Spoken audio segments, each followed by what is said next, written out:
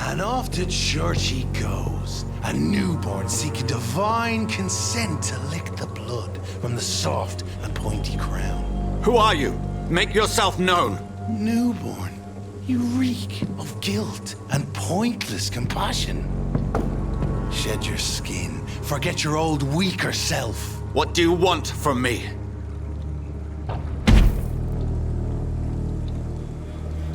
Ascalon does not approve of lone wolves who bring unwanted eyes to our pastures. So your name is Ascalon? Ascalon's will is vampire law. Learn them, abide by them, or I shall return as your judge and jury.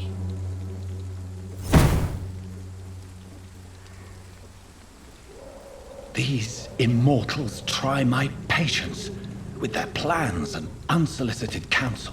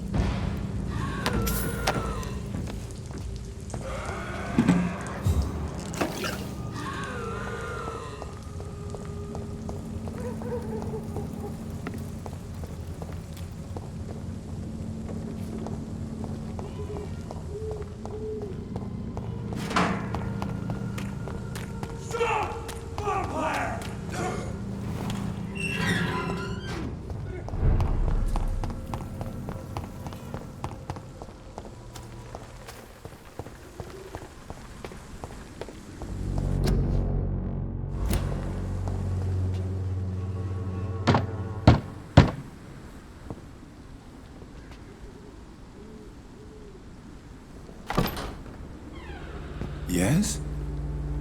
What is it that you want? I'm sorry to disturb you at such a late hour. No worries, my son. I'm still quite awake, having just returned from a funeral. Yes, I know. I've forgotten what I wanted. I don't know.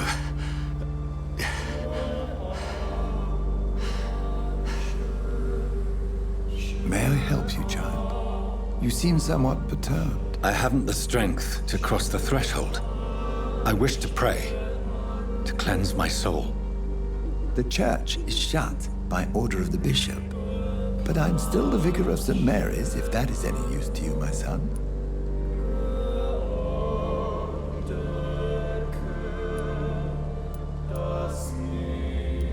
Take no offense, Vicar.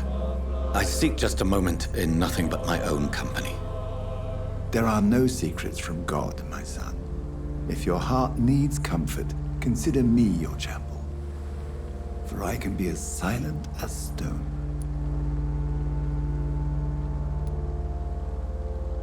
I've words for one departed. They're not for living ears to hear. Your eyes burn with rage, yet I see the pain that lies beyond. I am here to lighten the burden of all God's creatures.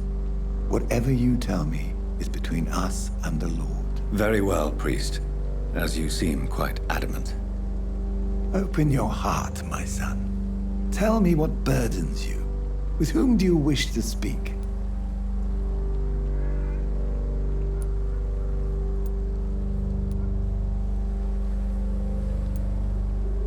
She was my sister. You seem so troubled by the loss of this girl. What happened to her?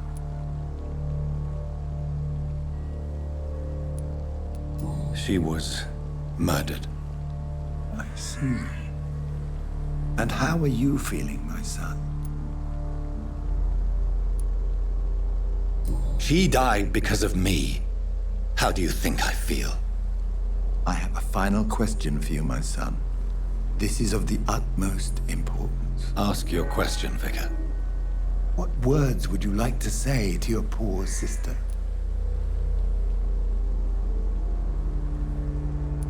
I killed you. There's no excuse. My dear Mary, forgive me. You have been heard, my son, and your burden will lighten if your words are sincere. Go in peace now, and live your life in the way she would have wanted.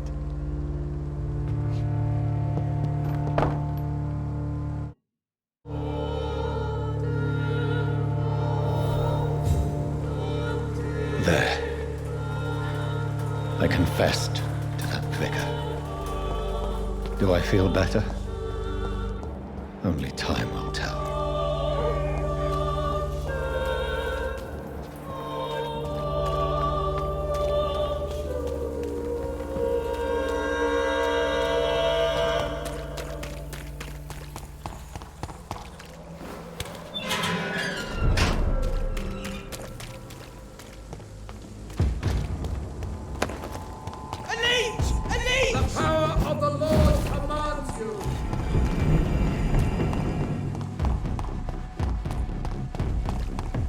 Over there! There's one of them vermin!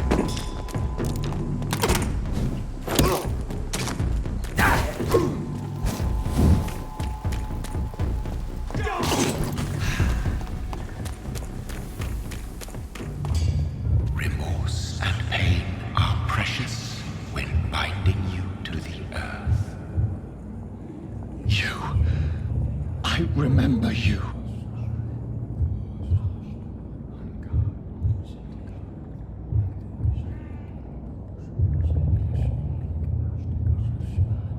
Fear be gone. I would harm no child of my making.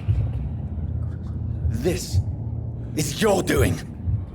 You made me this creature. What are you? I am the land. You are our champion. You selected me, chose me. As shall my children yet to come. What is it you seek? This age is sickly. An ancient poison, an older rage, brewed in a cauldron newly forged. This has something to do with the epidemic. Seek truth, my champion. Defeat the serpent of knowing with iron spur.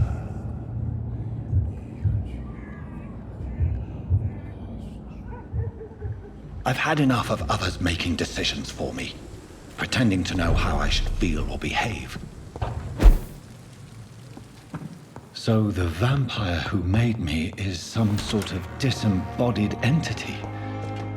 Or was he just projecting this vision in my mind? Maybe Edgar can help me with this one.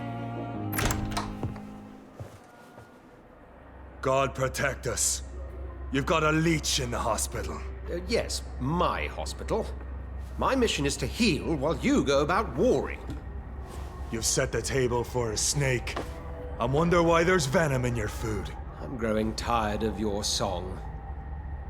You're a woodsman, McCallum, not a doctor. Return to your hunt. Remember, I've a good nose for machinations.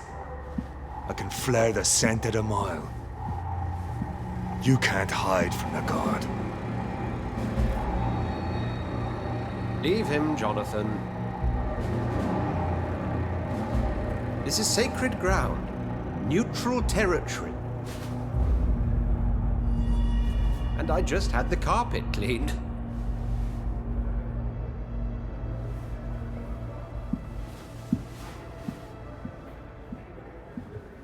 By the sacred stole, this is very bad news. Bad news indeed.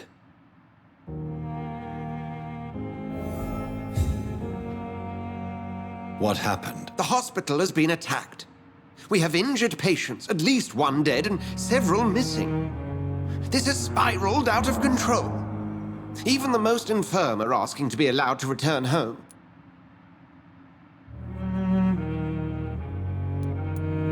We cannot have the people lose faith in this institution. This hospital is their only hope. Of course, you're right. But we cannot afford a public scandal. It would ruin us. We must restore order, and quickly. You mentioned a dead patient. Who is he? She, Jonathan. She was Miss Harriet Jones. I found her room like a slaughterhouse. Blood everywhere. The duty nurse is taking care of the mess. Very well. I'll help you. I know this place means something to you. I have noticed how you suppress your appetite when around the staff and patients. You need to know you can trust me, Edgar. I do, dear fellow, I do. Please then, tell me. Sean Hampton, the man we thought we'd saved at the docks. It seems he was infected after all. So Hampton became more beast than man. Exactly. And now Guard of Prewen suspects the hospital of vampire activity. Do you realize what that could mean for us? Do you really believe they would come for us here? In such a public venue? McCallum is a fanatic. The Guard will stop at nothing. You don't know what they're capable of, Jonathan. Very well. Since I brought Mr. Hampton here, I will put an end to this.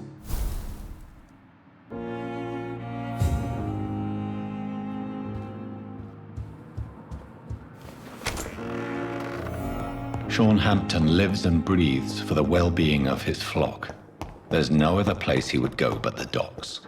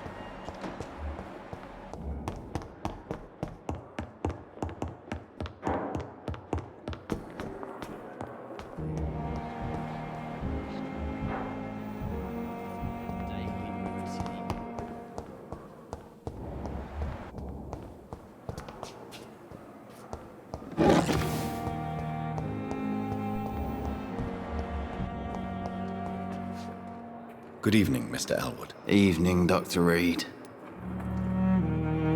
Soldier, do you need assistance? Not really. I think I caught something in this bloody hospital.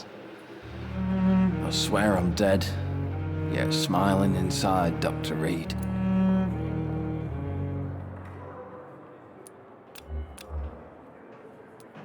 As long as you remain here, I will make sure you don't have to worry about your health. Don't think you can do much about it. Damage is done. Goodbye for now, Mr. Elwood. Damn.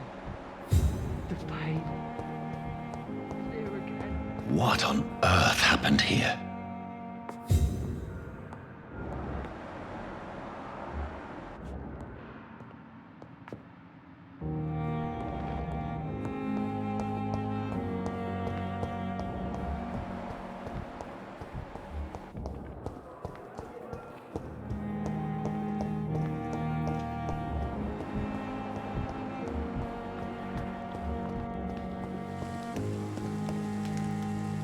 Good evening. I'm Dr. Reed. Always a pleasure to meet a colleague, sir. Especially when he was supposedly dead. A colleague. Are you a doctor too? Not anymore, sir. I used to be Dr. Rakesh Chadana. Now, I'm just Mr. Chadana, pawnbroker and humble guardian of this morgue. What do you mean, you used to be a doctor? Was your license revoked? No, sir. It is just that I like to be precise. I run a little pawn shop while taking care of the dead. But I used to be a real doctor. Can you tell me anything about recent events in the hospital? Oh, goodness me. This whole story is such a shame, sir. I have no idea how it happened. What are you talking about? Poor Miss Jones. Her body is missing. Someone stole it. Miss Jones's body has gone missing. Yes. The body was brought here this morning, and now it's gone. Who could have stolen a corpse? That's exactly what I asked myself for the whole day. Who could do such a thing? These are terrible and shameful times, Dr. Reed. Do you work here alone? Yes, very easy work, sir. All I have to do is watch a few bodies. The situation was very different when the main morgue was still open. Why do you have to watch these bodies? Because these poor fellows have no names. We keep them in case someone comes looking for the missing. Sadly, very rarely happens. Why close the hospital's main morgue? It was for sanitary reasons after the beginning of the epidemic. Cadavers had to be moved to the nearest mass grave. Are you afraid or uneasy being surrounded by so many corpses? Why should I? These bodies are empty vessels. Flesh left to decay. Poof. No soul anymore. All gone. An interesting point of view. And quite an exotic one, too. Most people fear, or at least have a respect, for dead flesh. Sir, as a medic during the war, I learned to face my death and the death of others. It's the pain we have to tame, not death itself. How did you get this job? After I left the army, I worked as an undertaker down by the docks. A dangerous place with many an unpleasant business there. Milton Hooks helped me get a job here. Have we met before? I don't think so, sir. Why? When we first talked, you said you were glad to meet me since I was reported dead. Funny story, sir. Your sister came here a few nights ago. You were missing, and she was looking for your body. She must be very relieved now.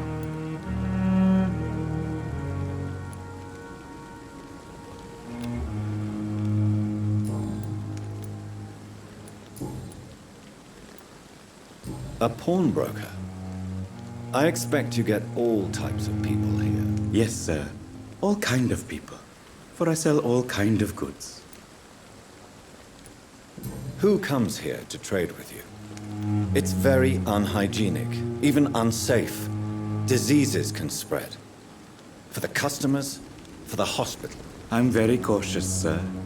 I've been a doctor, remember? And all my clients are good people. In fact, I think I only know good people. What kind of goods? With the quarantine, it's not always easy to buy things. So I trade, I exchange. Some people sell, some others buy. I like to help.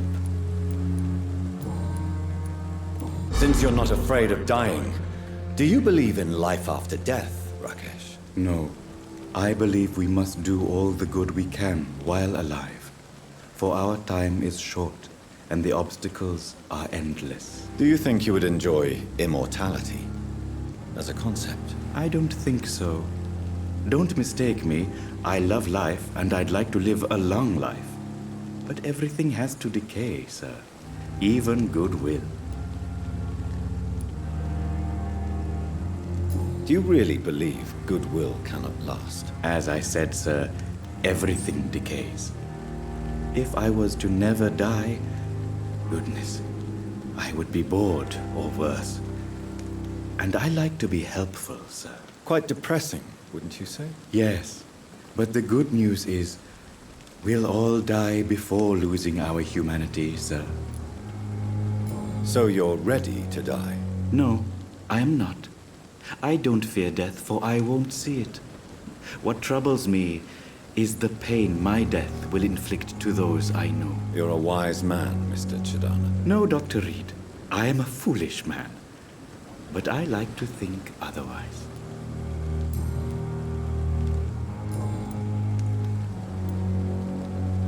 Do you need medical attention? Well, the proximity of the dead is not the most healthy company, even if the quiet can be appreciated.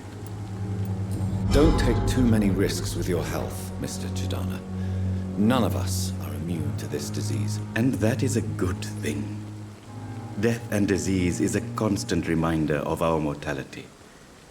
But you have my thanks, Dr. Reed. Goodbye, Mr. Chidana.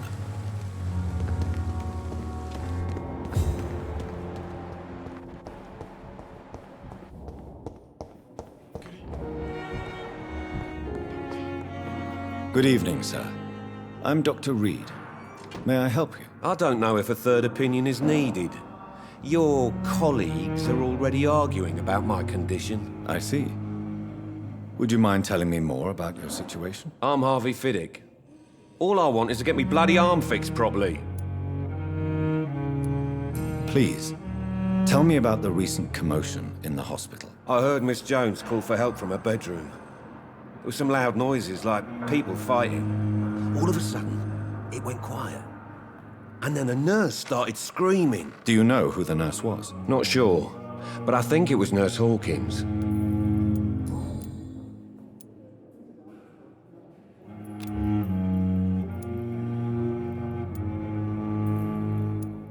Tell me about yourself, Mr. Fiddick. I'm just a regular guy waiting to get his arm fixed, so I can return to work and to my family. I was more curious about what you were doing before being hospitalized. I'm a carpenter, and a good one too. But that means I need both arms to feed my family, Dr. Reed. Tell me about the doctors who are arguing about your case. Strickland and Aykroyd. They both want the best for me, but there's a lot of pride there. Doctors are no different from carpenters, it seems. What do you mean? I often had professional arguments with rivals on a building site. Difference is I disagreed about wood and nails, not flesh and bones. Tell me about your injury, Harvey. Why do you feel so guilty about it? My wife died because of me. And now I may lose everything because I've been careless enough to hurt myself. What an arsehole.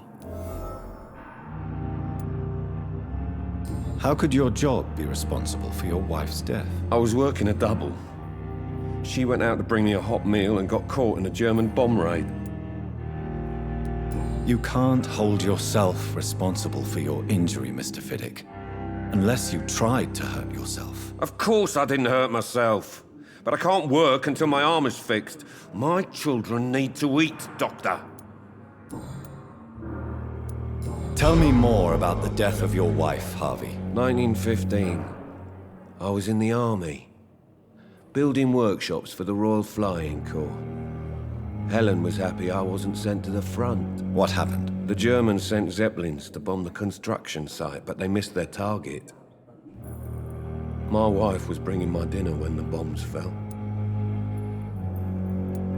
I'm sorry for your loss. So many died during the bombings. I served in France and witnessed the carnage there. I would like to say that she didn't suffer. Truth is, I have no idea. I just know that I'm all that me kids have. Poor little bleeders. How are your children after losing their mother? They were smaller then. The only good thing about this is my Helen didn't bring them with her that night.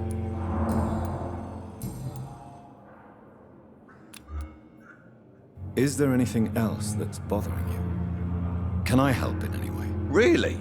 Why has no one else asked me that since I got here? I thought I was in a hospital.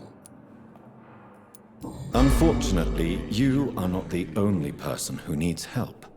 And complaining about it won't do you any good. Well, perhaps you're right, Dr. Reed. I'm sure if me missus was still alive, she wouldn't be happy with me going on like this. Goodbye for now, Mr. Fiddick. I'll see you later. I will not let you down, my boy.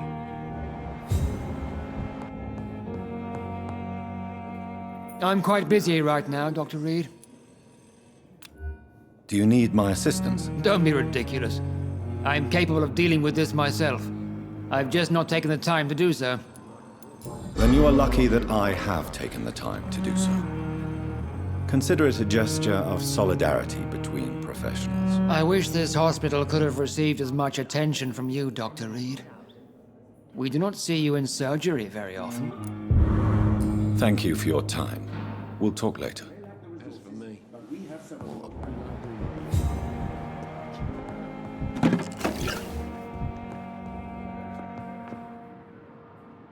Good evening, Doctor. How is my son doing? Do you require medical attention as well, Mrs. Goswick? Do you know you're the only one who's asked me this? No. I don't feel well, actually. Despite what you think about this place, I can tell you with absolute certainty, taking this will help you recover. Well, at least your reputation seems well deserved. Unfortunately, I can't say the same for this hospital. Goodbye, Mrs. Goswick. Good evening. I'm Dr. Reed. Can I help at all? No. Really? Why are you here, then? I don't want to talk. My throat hurts too much. I suppose that this pain is the reason you're here. Is someone taking care of you? Yes. And no. Could you at least tell me your name, sir? Mortimer. Mortimer Goswick.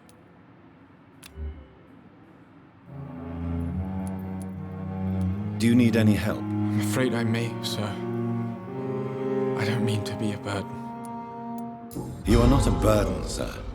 Healing you is my responsibility. And you have my gratitude for that. What can you tell me about the recent commotion in the hospital? I heard shouting coming from the first floor. I was asleep when it started.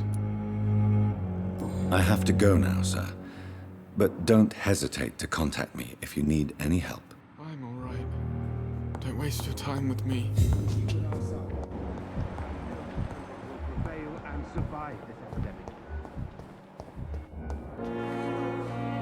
Good evening, Nurse Hawkins. Good evening, Dr. Reed. What can you tell me about the recent commotion in the hospital? Everybody's afraid. Death has always been a frequent visitor. But murder? How can we cope with that? As a nurse at this hospital, it is your duty to deal with these things as best you can. Yeah. Until it's my turn to have blood spread all over the walls. I entered the room first, Dr. Reed. I've seen what that monster did to the woman. Goodbye, Nurse Hawkins.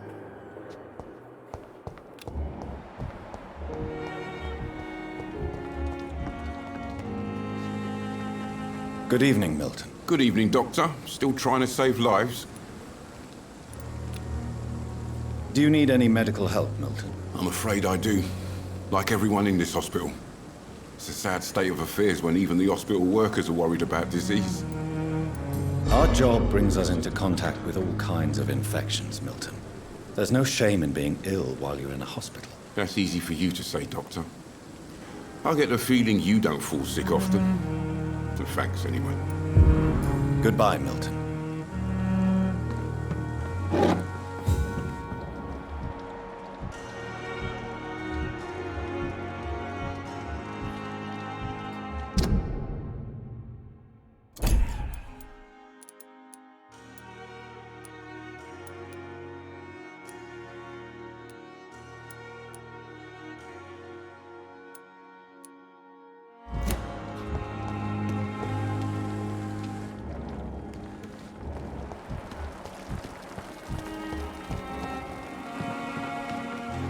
Good evening, Nurse Brannigan. Good evening, Doctor.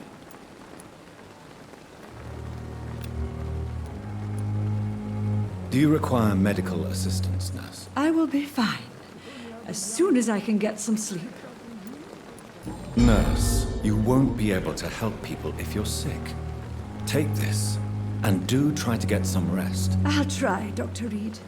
Thank you. Goodbye, Nurse. Call me if you need assistance.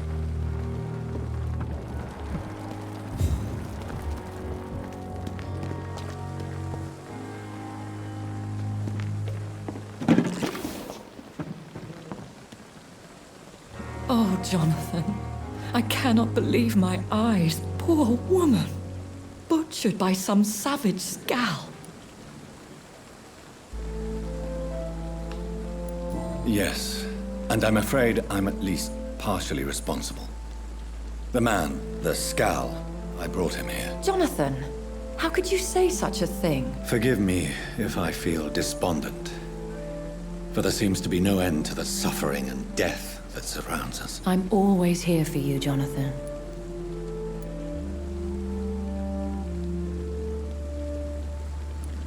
What do you know of Ascalon? I was threatened by a creature, a vampire in Whitechapel, stating I had to obey the law of conduct. What more can you tell me about him?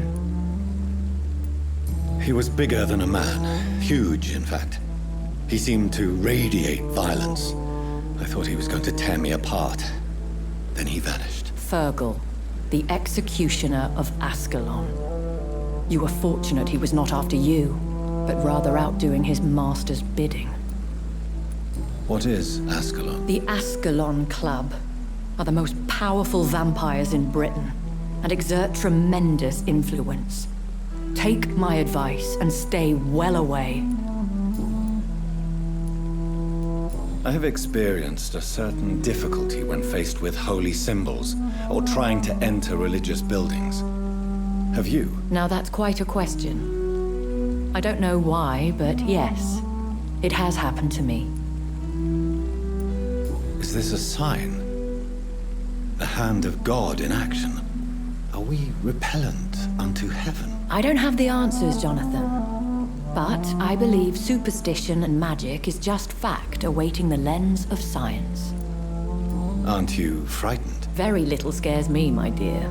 To be compelled to avoid symbols of faith does not concern me. Thank you, my lady. I hope to see you again soon.